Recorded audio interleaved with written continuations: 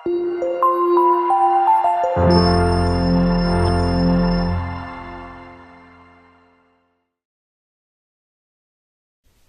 മിശിഹായ്ക്ക് സ്തുതിയായിരിക്കട്ടെ. സ്ലീഹാകാലത്തിലെ 6-ാം ഞായറാഴ്ചയും വിശുദ്ധഗ്രന്ഥ വായനകളെല്ലാം നമ്മെ അനുസ്മരിപ്പിക്കുന്നത് ദൈവം തന്റെ സാക്ഷികളായിട്ട്, തന്റെ സുവിശേഷ വാഹകരായിട്ട്, സന്ദേശവാഹകരായിട്ട് ചരിത്രത്തിന്റെ വിവിധ ഘട്ടങ്ങളിൽ പലരെയും അയക്കുന്ന രംഗമാണ്. സുവിശേഷം വിശുദ്ധ മത്തായി അറിയിച്ച സുവിശേഷം 9-ാം അധ്യായത്തിലെ അവസാന ഭാഗമാണല്ലോ. ഈശോ എന്താണ് ചെയ്തത് എന്ന് വിവരിച്ചതിന് ശേഷം 9-ാം അധ്യായത്തിന്റെ അവസാന വാക്യങ്ങളിൽ 35 മുതലുള്ള വാക്യങ്ങളിൽ അവിടുത്തെ ജീവിതം മുഴുവന്റെയും ഒരു സംഗ്രഹമുണ്ട്. ആദ്യം വിവരിക്കുന്നത് 27 മുതലുള്ള വാക്യങ്ങൾ വിവരിക്കുന്നത് ജെറീക്കോയിലെ 2 അന്ധന്മാര് ഈശോയില് ദാവീദിന്റെ പുത്രനെ തിരിച്ചറിഞ്ഞ് അവരുടെ വിശ്വാസം ഏറ്റുപറഞ്ഞ് കാഴ്ച വീണ്ടെടുക്കുന്നതാണ്. അവർക്ക് കാഴ്ച വീണ്ടെടുക്കുന്നു എന്നതിന്റെ അർത്ഥം ദൈവശാസ്ത്രപരമായ അർത്ഥം, പ്രതീകാത്മകമായ അർത്ഥം, പ്രകാശമായ, ലോകത്തിന്റെ പ്രകാശമായ മിശിഹായെ അവർ തിരിച്ചറിയുന്നു. ആ ഈശോയെ അവര് ഓർസലമിലേക്കുള്ള വഴിയിൽ അനുഗമിക്കുന്നുവെന്നാണ്. രണ്ടാമത്തെ അത്ഭുതം പിശാചുബാധിതനായ ഊമനെ സുഖപ്പെടുത്തുന്നതാണല്ലോ. ഈശോയുടെ ദൈവരാജ്യ സ്ഥാപിക്കലിന്റെ പ്രഘോഷണത്തിന്റെ ഭാഗമായിരുന്നു സാത്താനെ ബഹിഷ്കരിക്കുക എന്നുള്ളത്.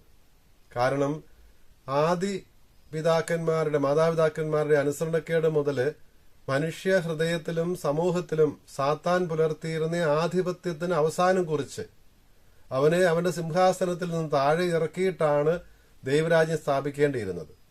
ദൈവം ഭരണം നടത്തണമെങ്കിൽ അവിടുന്ന് തിന്മയുടെ ശക്തിയെ നിർമ്മാർജ്ജനം ചെയ്യേണ്ടതുണ്ടായിരുന്നു.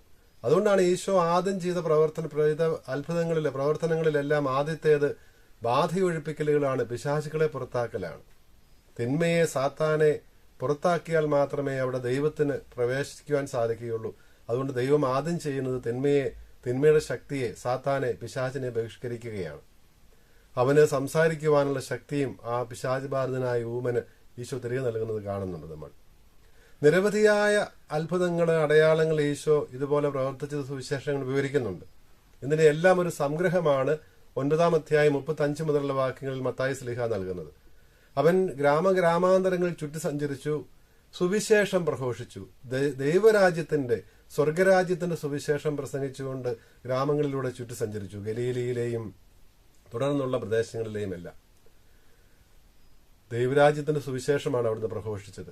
ആ ദൈവരാജ്യം പ്രഘോഷിച്ചതിന്റെ ഭാഗമായിട്ടായിരുന്നു രോഗികളെ സുഖപ്പെടുത്തിയതും പിശാചുബാധിതരെ ഒഴിപ്പിച്ചതും മരിച്ചവരെ ഉയർപ്പിച്ചതുമെല്ലാം. സ്വർഗത്തിൽ എങ്ങനെയായിരിക്കും, സ്വർഗരാജ്യത്തിൽ എങ്ങനെയായിരിക്കും എന്നതിന്റെ ഒരു മുന്നാസ്വാദനം യഥാർത്ഥത്തിൽ ഈ ഭൂമിയിൽ വെച്ച് തന്നെ നൽകുകയായിരുന്നു ഈശോ. ഇത്തരത്തിലുള്ള രോഗശാന്തികൾ നൽകിയപ്പോഴും, പിശാചുബാധിതരെ ഒഴിപ്പിച്ചപ്പോഴും, മരിച്ചവരെ ഉയർപ്പിച്ചപ്പോഴുമെല്ലാം സ്വർഗത്തിൽ അവിടെ രോഗമില്ല, വിശപ്പില്ല, മരണമില്ല. അതിന്റെ ഒരു മുന്നാസ്വാദനം നൽകുവാൻ വേണ്ടിയിട്ടാണ് ഈ അത്ഭുത പ്രവർത്തനങ്ങളിലൂടെ. അതുകൊണ്ടാണ് ഈശോയുടെ പ്രവർത്തനങ്ങളെ അടയാളങ്ങളിൽ നിന്ന് തന്നെ സുവിശേഷന്മാർ വിശേഷിപ്പിക്കുന്നത്. ഈ ദൈവിക മഹത്വത്തിന്റെ, സ്വർഗീയ അനുഭവത്തിന്റെ, സ്വർഗീയ ഭാഗ്യത്തിന്റെ മുന്നാസ്വാദനം അതിന്റെ അടയാളങ്ങളായിട്ടായിരുന്നു ഈശോ ചെയ്ത അടയാളങ്ങൾ, അത്ഭുതങ്ങളെല്ലാം. അതുകൊണ്ട് തന്നെയാണ് ഈശോ ഉയർപ്പിച്ചവർ, ലാസറായാലും നായ്മിലെ വിധവയുടെ മകനായാലും ജായിറസിന്റെ മകളായാലും എല്ലാം, അവരെല്ലാം സ്വാഭാവികമായ മരണത്തിന് വിധേയരായി. അവരാരും നിത്യം ജീവിച്ചില്ല ഈ ഭൂമിയിൽ. അപ്പോൾ നിത്യമായ ജീവിതത്തിലേക്ക് ഉയർപ്പിക്കുവാൻ കഴിവുള്ളവനാണ് ഈശോ. രോഗവും വിശപ്പുമെല്ലാം മാറ്റുവാൻ കഴിവുള്ളവനാണ്. സാത്താന്റെ മേൽ ആത്യന്തികമായ വിജയം നേടുന്നവനാണ് രക്ഷകനായ മിശിഹായായ ഈശോ എന്ന് ശിഷ്യന്മാർക്കും നമുക്കും ബോധ്യം നൽകുന്നതിന് വേണ്ടിയിട്ടാണ് അവിടുന്ന് ഈ അടയാളങ്ങൾ പ്രവർത്തിച്ചത്. ഈ അടയാളങ്ങൾ എല്ലാം അവിടുന്ന് ദൈവരാജ്യം പ്രഘോഷിച്ചതിന്റെ, അവിടുത്തെ പ്രഘോഷണത്തിലൂടെ, വാക്കുകളിലൂടെ അവിടുന്ന് അറിയിച്ച ആ ദൈവരാജ്യ സുവിശേഷത്തിന്റെ, സ്വർഗരാജ്യ സുവിശേഷത്തിന്റെ പ്രകടമായ തെളിവുകളായിരുന്നതാനും. ഈശോയുടെ പരസ്യജീവിതത്തിന്റെ ആദ്യഘട്ടം ഗലീലിലെ പ്രവർത്തനങ്ങളുടെ ചുരുക്കം പറയുന്നതോടൊപ്പം തന്നെ ഈശോയ്ക്ക് തന്നെ കേൾക്കുവാൻ വന്ന തന്റെ ചുറ്റും ഒന്നിച്ചുകൂടി ജനത്തോട് അനുകമ്പ തോന്നി. ഈ ജനത്തെ കണ്ടപ്പോൾ ഈശോയ്ക്ക് തോന്നിയത് ഇടയനില്ലാത്ത ആടുകളെ പോലെയാണ് അവിടത്തേക്ക് അനുഭവപ്പെട്ടത്. അതുകൊണ്ട് ഇവർക്ക് ഇടയന്മാരെ അയക്കുവാൻ, ഇടയന്മാരുടെ നാഥനായ കർത്താവിനോട്, പിതാവിനോട് പ്രാർത്ഥിക്കുമെന്ന് അവിടുന്ന് ശിഷ്യന്മാരോട് പറയുന്നുണ്ട്. വേറൊരു ഉപമ കൂടി അവിടുന്ന് ഉപയോഗിക്കുന്നുണ്ടല്ലോ, വിളവധികം വേലക്കാരോ ചുരുക്കം. ഈ ആടുകളാണ് ദൈവവചനം കേൾക്കുവാൻ വേണ്ടി കാത്തിരിക്കുന്ന, സത്യദൈവത്തെ അറിയുവാൻ വേണ്ടി അന്വേഷിക്കുന്ന സത്യാന്വേഷികളായ മനുഷ്യരെ കാണുമ്പോൾ അവരുടെ ആ ദാഹം, അന്തർദാഹം, ആത്മീയമായ ആ ദാഹം ശമിപ്പിക്കുവാൻ വേണ്ടിയിട്ടുള്ള ദൈവത്തിന്റെ ആഗ്രഹമാണ്, കനിവാണ് നമ്മൾ അവിടെ കാണുക. അവരുടെ മേൽ അനുകമ്പ തോന്നി എന്ന് പറയുമ്പോൾ ഈ അനുകമ്പയിൽ നിന്നാണ്, ഈ കമ്പാഷനിൽ നിന്നാണ് 10-ാം അധ്യായത്തിൽ 9-ാം അധ്യായത്തിന് ശേഷം വരുന്ന ഭാഗത്ത് വിവരിക്കുന്ന ആ മിഷൻ വരുന്നത്. സ്ലീഹന്മാരെ 12 പേരെ അയക്കുന്ന രംഗമാണല്ലോ 10-ാം അധ്യായത്തിന്റെ ആരംഭത്തിൽ നമ്മൾ കാണുക. എന്തിനു വേണ്ടിയാണ് അയക്കുന്നത്? ഈശോ ചെയ്ത അതേ കാര്യങ്ങൾ തന്നെ ചെയ്യുവാൻ വേണ്ടി, ഈശോ പ്രഘോഷിച്ച അതേ കാര്യം തന്നെ പ്രഘോഷിക്കുവാൻ വേണ്ടി. നിങ്ങൾ പോകുവിൻ, സ്വർഗരാജ്യം സമീപിച്ചിരിക്കുന്നത് പ്രഘോഷിക്കുവിൻ, രോഗികളെ സുഖപ്പെടുത്തുവിൻ, പിശാചുകളെ പുറത്താക്കുവിൻ എന്ന് പറഞ്ഞ് ദൈവികമായ അധികാരവും നൽകിയാണ് അവിടുന്ന് അവരെ അയക്കുന്നത്, ഈശോയുടെ ദൗത്യം തുടർന്നുകൊണ്ട് പോകുവാൻ വേണ്ടി. ഈശോയ്ക്ക് അറിയാമായിരുന്നു അവിടുത്തെ ശാരീരികമായ അസ്തിത്വം ഈ ഭൂമിയിൽ 33 വർഷമാണ്, പരസ്യജീവിതം 3 വർഷമാണ്. ഇതിന് ശേഷവും തന്റെ ദൗത്യം ലോകാവസാനം വരെ തുടർന്നുകൊണ്ട് പോകേണ്ടതുണ്ട്. അതിനുവേണ്ടി അവിടുന്ന് സ്ഥാപിച്ച സംവിധാനമാണ് സ്ലീഹന്മാരിൽ അടിസ്ഥിതമായ തിരുസഭ. ആ ശ്ലൈഹികമായ കൈവെപ്പിലൂടെ കൈമാറപ്പെടുന്ന ആ ശ്ലൈഹികമായ ശുശ്രൂഷ സഭയിൽ തുടരുന്നത്. മിശിഹ ആരംഭിച്ച ആ ദൈവരാജ്യ സ്ഥാപിക്കല്, പ്രഘോഷണം, അത് തുടർന്നുകൊണ്ട് പോവുക അവസാനം വരെ, ലോകാവസാനം വരെ. അതാണ് സ്ലീഹന്മാരിൽ അധിഷ്ഠിതമായ തിരുസഭയുടെ ദൗത്യം. ഈ ശ്ലീഹാകാലത്തെ സഭയെ ഓർമ്മിപ്പിക്കുന്നതും തിരുസഭ സ്വയം ഓർമ്മിക്കുന്നതും ബോധ്യമുള്ളവളാകുന്നതുമെല്ലാം ഈ ദൗത്യത്തെക്കുറിച്ചാണ്. വിളവിന്റെ നാഥനോട് പ്രാർത്ഥിക്കാൻ പറയുമ്പോൾ കർത്താവിന്റേതാണ് ഈ പദ്ധതി മുഴുവനും, രക്ഷാകര പദ്ധതി മുഴുവനും ദൈവത്തിന്റേതാണ്, ത്രിത്വിക ദൈവത്തിന്റേതാണ്. അവരൊന്നിച്ചാണ് ഇത് ചെയ്യുന്നത് എന്നുള്ള സത്യം ഓർമ്മിപ്പിക്കുകയാണ്. അതുകൊണ്ടാണ് പഴയ നിയമത്തിലെ വായനകളിലെല്ലാം നമ്മൾ കാണുന്നത്, ആദ്യ വായനയിൽ ലേവ്യരുടെ പുസ്തകത്തിൽ 8-ാം അധ്യായത്തില് നമ്മൾ കാണുന്നുണ്ടല്ലോ, മോശ അഹ്റോനെയും അഹ്റോന്റെ മക്കളെയും ഒക്കെ പുരോഹിത ശുശ്രൂഷയ്ക്ക് വേണ്ടി ഒരുക്കുന്നത്. അവരെ കഴുകി വിശുദ്ധീകരിച്ച് തിരുവസ്ത്രങ്ങൾ അണിയിച്ച് അവരെ അഭിഷേചിച്ച് ദൈവശുശ്രൂഷയ്ക്കായി മാറ്റി നിർത്തുകയാണ്. ഈ ഐക്യപ്പെടുന്നവര് എന്തിലേക്കായിരിക്കണം അവരുടെ ശ്രദ്ധ എന്ന് കാണിക്കുന്നതാണ്. അവർ പ്രഘോഷിക്കുന്നു, ദൈവരാജ്യം പ്രഘോഷിക്കുന്നു. പഴയ നിയമത്തിലാണെങ്കിൽ ദൈവത്തിന്റെ ഇഷ്ടം അറിയിക്കുന്നു, മോശയിലൂടെ ദൈവത്തിന്റെ കൽപ്പനകൾ നൽകപ്പെടും. ഇതിന്റെ എല്ലാം ആത്യന്തിക ലക്ഷ്യം ദൈവാരാധനയിലേക്ക് മനുഷ്യരെ നയിക്കുക എന്നുള്ളതാണ്. അതുകൊണ്ടാണ് അഹ്റോനും അവന്റെ മക്കളും പുരോഹിതരാണ്. ഈ പുരോഹിത ശുശ്രൂഷയാണ് ഏറ്റവും പ്രധാനപ്പെട്ടതായിട്ടുള്ളത്. സുവിശേഷ പ്രഘോഷണവും നയിക്കേണ്ടത് പുരോഹിത ശുശ്രൂഷയിലേക്കാണ്, ദൈവാരാധനയിലേക്കാണ്. ലോകം മുഴുവനും സത്യദൈവത്തെ അറിയുകയും അവിടുത്തെ സ്രഷ്ടാവും പരിപാലകനും ദൈവവും കർത്താവുമായിട്ട് ഏറ്റുപറയുകയും ചെയ്യുന്ന, ദൈവത്തിന്റെ അസ്തിത്വത്തെ അംഗീകരിക്കുന്ന, അവിടത്തേക്ക് വിധേയരാകുന്ന ഒരു സമൂഹത്തിന് രൂപം കൊടുക്കുക എന്നുള്ളതായിരുന്നു എല്ലാ കാലത്തും ദൈവത്തിന്റെ പദ്ധതിയുടെ പ്രഘോഷണത്തിന് വേണ്ടി ആൾക്കാരെ അയക്കുമ്പോൾ, സാക്ഷ്യം വഹിക്കുവാൻ വേണ്ടി അയക്കുമ്പോൾ അവിടുത്തെ പദ്ധതി അതായിരുന്നു.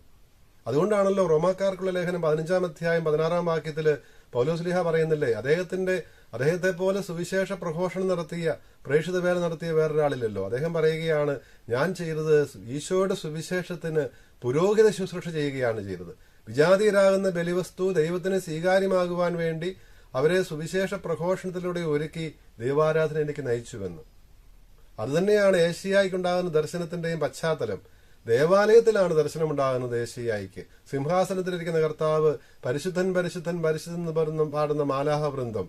ഈ സന്ദർഭത്തിലാണ് ഏശയ്യായിക്ക് തന്റെ അയോഗ്യതയെക്കുറിച്ച്, പാപാവസ്ഥയെക്കുറിച്ച് ബോധ്യമുണ്ടാകുന്നത്. ഈ ഏശയ്യായുടെ ദർശനം നമ്മുടെ കുർബാനയില് ആരാധനാ സമൂഹം ഓശാന ഗീതം ആലപിക്കുമ്പോൾ കാർമികൻ താഴ്ന്ന സ്വരത്തിൽ ഈ ഏശയ്യായുടെ രംഗം പ്രാർത്ഥനയായി ചൊല്ലുന്നുണ്ട്. അപ്പോൾ ഈ തന്റെ അയോഗ്യതയെക്കുറിച്ച് ബോധവാനാകുന്ന ഏശയ്യായെയാണ് ബലിപീഠത്തിൽ നിന്ന് കുടലുകൊണ്ടെടുത്ത് ആ തീക്കട്ട കൊണ്ട് അതിന്റെ അധരങ്ങളിൽ സ്പർശിച്ചുകൊണ്ട് അവനെ ശുദ്ധീകരിക്കുന്നത്. അഹ്റോനെയും അഹ്റോന്റെ മക്കളെയും മോശ ശുദ്ധീകരിച്ചതുപോലെ, കഴുകി ശുദ്ധീകരിച്ചതുപോലെ ഇവിടെ ഇതാ ഏശയ്യ ദൈവത്തിന്റെ വചനം പ്രഘോഷിക്കുവാൻ വേണ്ടി, ദൈവത്തിന്റെ വക്താവാകുവാൻ വേണ്ടി, പ്രവാചനാകുവാൻ വേണ്ടി ഇതാ ഏശയ്യായെയും ദൈവം ശുദ്ധീകരിക്കുകയാണ് ബലിപീഠത്തിൽ നിന്ന് കുടലുകൊണ്ടെടുത്ത ഈ തീക്കട്ട കൊണ്ട്. ഈ തീക്കട്ട സൂചിപ്പിക്കുന്നത് പരിശുദ്ധ കുർബാനയെയാണ്. നമ്മൾ സ്വീകരിക്കുന്ന പരിശുദ്ധ കുർബാനയെ തന്നെയാണെന്ന് സഭാപിതാക്കന്മാർ വ്യാഖ്യാനിക്കുന്നത് നമുക്കറിയാം.